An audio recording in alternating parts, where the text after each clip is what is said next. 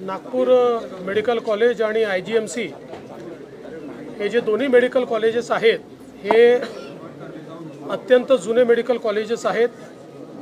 GMC तर एकेकाळी एशियातलं सर्वात मोठं मेडिकल कॉलेज म्हणून गणलं जायचं। 100 वर्ष या इमारतींना झालेले आहेत आणि म्हणूनच आपण मागच्या काळामध्ये याचा एक मास्टर प्लॅन तयार करून 1000 कोटी रुपये देऊन अद्यावत अशा प्रकारच्या सगळ्या व्यवस्था या ठिकाणी झाल्या पाहिजेत या संदर्भातलं काम सुरू केलं होतं। त्या दृष्टीने त्या कामाची प्रगती पाहण्याकरता या ठिकाणी मी आलो। दोन्ही ठिकाणी कामं चाललेली आहेत, कामं प्रगतीपथावर आहेत, पण त्याची गती वाढवण्याची आवश्यकता आहे। काही छोट्या मोठ्या त्रुटी त्याच्यामध्ये आहेत, त्या दूर करण्याची आवश्यकता आहे। त्या संदर्भात नीट आढावा घेतलेला आहे। निधीची कुठेही कमतरता या ठिकाणी नाही किंवा पडणारही नाही, त्यामुळे वेळेत ही सगळी कामं आणि चांगल्या क्वालिटीची झाली पाहिजे। कुठेही क्वालिटीमध्ये कॉम्प्रोमाइज होऊ नये।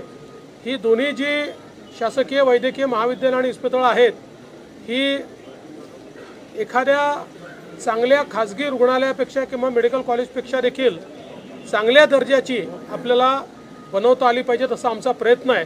त्या दृष्टीने आज हा सगळा आढावा घेतलेला आहे। काम चांगल्या प्रकारे चाललं आहे, पण त्याची गती वाढवण्याची आवश्यकता आहे। त्याच्या सूचना मी दिलेल्या आहेत आणि एप्रिलमध्ये पुन्हा मी या ठिकाणी व्हिजिट करणार आहे। महाविकास आघाडी तुटण्याच्या मार्गावर आहे, स्वतंत्र स्थानिक स्वराज्य संस्थांच्या निवडणुका लढणार असं डिक्लेअर केलेलं दोन पक्ष स्वबळावर लढणार सर।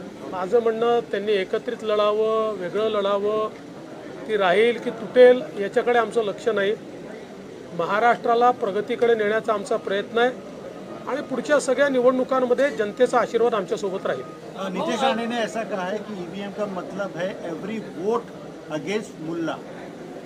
मी त्यांनी काय म्हटलं ऐकलं नाही, त्याच्यामुळे त्याच्यावर उन्होंने क्या बोला है ये मैंने सुना नहीं है, इसलिए उसके ऊपर मैं कोई प्रतिक्रिया नहीं दूँ। देवेंद्र जी, काल आपण म्हणाले होते की उद्धव ठाकरे हे मित्र होते, आता राज ठाकरे मित्र आहे। यावर आज शिवसेनेची एक अधिकृत भूमिका आली की देवेंद्र फडणवीस नाही ठरवणार कोण कुठे जाणार भविष्यामध्ये, त्यांनी आमचा पक्ष तोडला आहे, ही कुठली आयडियोलॉजी?